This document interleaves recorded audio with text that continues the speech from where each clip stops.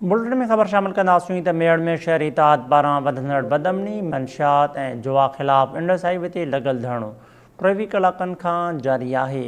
शहरी इतिहाद मेड़ जे चेयरमैन नियाज़ अली बोड़ो जी अॻुवाणीअ में सियासी समाजी मज़हबी धुरियुनि शहरनि वापारियुनि पारां धरणो हंयो वियो आहे।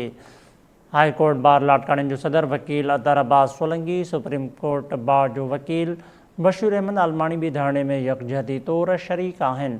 अतर अब्बास सोलंकी जो चवणु आहे त समूरी सिंध बाहि में ॿरे पई। पहिरियां असां रस्तनि ते महफ़ूज़ न हुआसीं, हाणे असां घरनि में बि महफ़ूज़ न आहियूं। इंडस हाईवे ते धरणे सबबु कराची, हैदराबाद ऐं लाटकाणो ॾांहुं ईंदड़ वेंदड़ गाॾियूं बीठल मुसाफ़िर सख़्तु परेशानियुनि जो शिकार थी विया आहिनि। सिंध जे फ़नकार आख़िरी जलाल बि धरणे में पहुची गीत ॻाए यकजहती जो इज़हार कयो हो। मेड़ में शहरी इतिहाद पारां वधंदड़ बदअमनी, मंशियात ऐं जुआ ख़िलाफ़ इंडस हाईवे ते लॻल धरणो 23 कलाकनि खां जारी आहे। शहरी इतिहाद मेड़ जे चेयरमैन नियाज़ अली बोड़ो जी अॻुवाणीअ में सियासी समाजी मज़हबी धुरियुनि शहरनि वापारियुनि पारां धरणो जारी आहे। हाई कोर्ट बार लाटकाणे जो सदर वकील अतर Abbas Solanki, supreme court bar जो वकील बशीर अहमद आलमाणी भी धरणे में यकजहती तौर शरीक आहे। अतर अब्बास सोलंकी जो चवणु आहे त समूरी सिंध बाहि में ॿरे पई। पहिरियां असां रस्तनि ते महफ़ूज़ न हुआसीं, हाणे असां घरनि में बि महफ़ूज़ न आहियूं।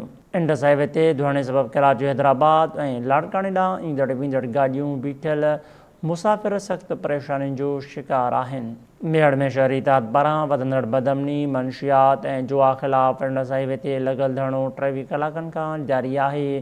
शहरी इतिहाद मेड़ जे चेयरमैन नियाज़ अली बोड़ो जी अॻुवाणीअ में सियासी समाजी मज़हबी धुरियुनि शहरनि वापारियुनि पारां धरणो जारी आहे।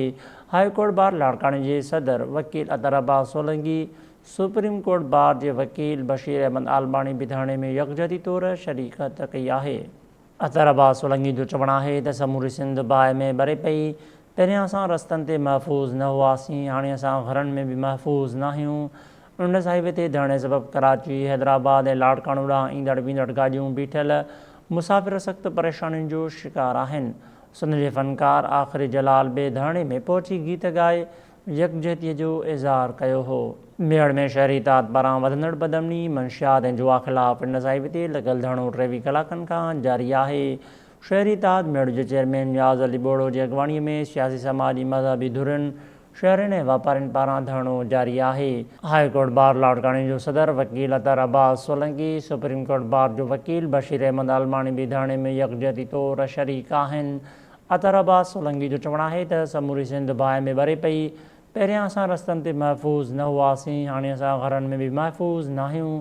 इंडस हाईवे ते धरणे सबबु कराची, हैदराबाद ऐं लाटकाणो ॾांहुं ईंदड़ वेंदड़ गाॾियूं बीठल मुसाफ़िर सख़्तु परेशानियुनि जो शिकार आहिनि।